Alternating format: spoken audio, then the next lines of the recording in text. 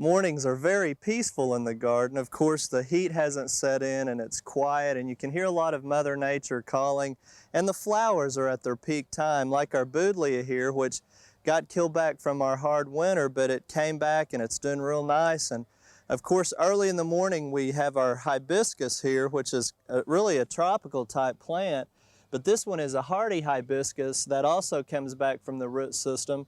And Professor Raymond Kays, who used to be host of Oklahoma Gardening, developed some of these and donated them to the garden. And we've got pinks and white, and again, they're just breathtaking this time of the morning. And they really set off a nice color and a contrast for one of the newest additions to our garden. And this is kind of the area that we needed to block in and block some of the area a little bit, but also we wanted an official area to kind of welcome people to our gardens. And a lot of this was made possible by some of our underwriters this year, and again, we really appreciate their support to the show.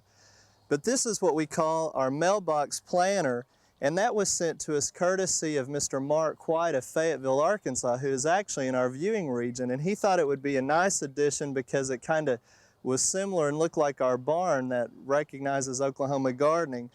But really, it's just a large mailbox planter. It sits right over the mailbox. And in this area, we've got some ground cover type herbaceous plant called Blue Days with some white salvia. And again, in the morning, they really look nice when they're in full bloom. And the salvia, we'll need to top those a little bit or deadhead them like we encourage you to do with some of the other flowers. But what we're going to use this particular mailbox for is when visitors come out to the gardens during the week, we'll have a kind of an official opening for them, and they can choose one of our brochures here that talks about Oklahoma gardening. Again, this is a new brochure that we were able to make. And also we'll have a registration in here because we'd like to keep a record of all the visitors who attend our gardens. So again, it's really a nice contrast, and this is the larger size mailbox planter, but we've also got a smaller one down here, and they come in 3 different sizes. And again, they're really a nice little addition, especially if you have a garden and like to put flowers in different areas.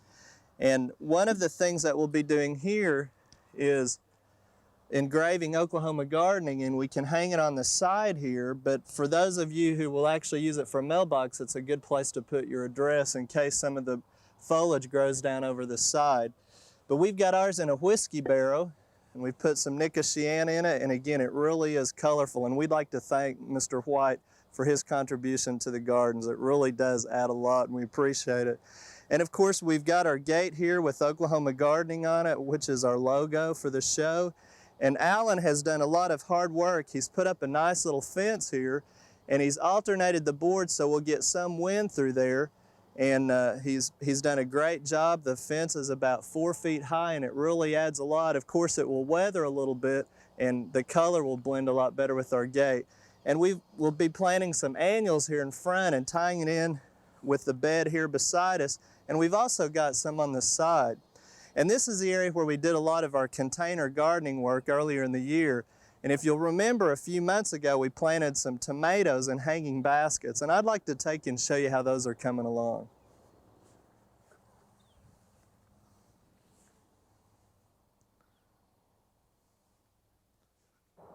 Back in April, we showed you a different way of how to plant tomatoes in a container.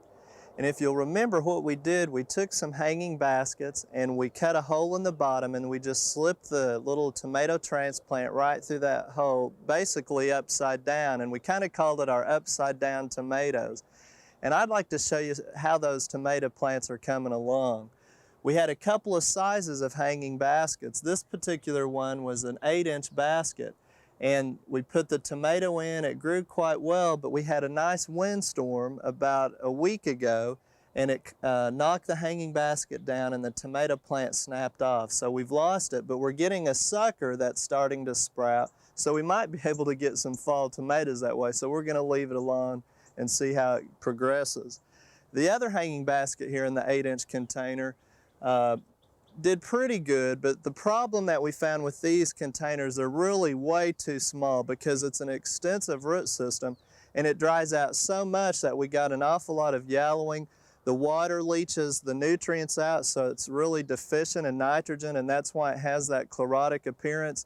We're still getting production, But again, we had better luck with our last design here, and that was in a bigger basket that was 12-inch. So the larger size of baskets, the better. And again, this plant is a yellow pear tomato, and you can see it is setting fruit for us. We've really harvested quite a bit. They're very tasty. We've just let it grow naturally whichever way it wanted to. We tried to pinch the ends occasionally to make it bush out, but it's done quite well. But again, it requires an awful lot of water and nutrients. We planted some flowers in it initially, and the root system has become so compacted, and we've had to water it so much, the verbena that we planted didn't agree with it, so it's pretty much killed out. But again, it's a nice idea. We've got a lot of production, and when it drains water at the bottom, we didn't get as much disease on the leaves as we thought, but we set some amaranth underneath the bottom to fill in this void, and the water draining from it has kept the amaranth too wet, and it's been splashing up soil, and we've got a disease on it, and they're starting to die, and we're going to be taking those into our diagnostic lab to find out what the disease, although we know why it happened. And then lastly, I'd like to show you another one of our hanging baskets that we did in the UFO. This was a container that had the holes in the side where we put the impatiens in, the center and in each hole. And now in 3 months it's filled in. You can't even see the basket. It's just really done well, and we like to thank again the people in Miami who sent us these hanging baskets to do the demonstration.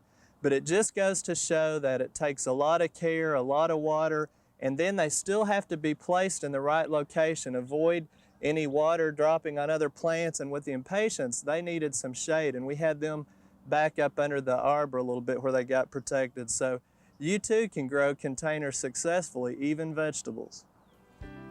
We hope you've enjoyed this classic from the Oklahoma Gardening Vault. Remember, even though these tips and techniques are timeless, there's always something new to learn in the world of gardening. By subscribing to both Oklahoma Gardening and OK Gardening Classics, you'll have access to a wealth of gardening knowledge, both classic and contemporary.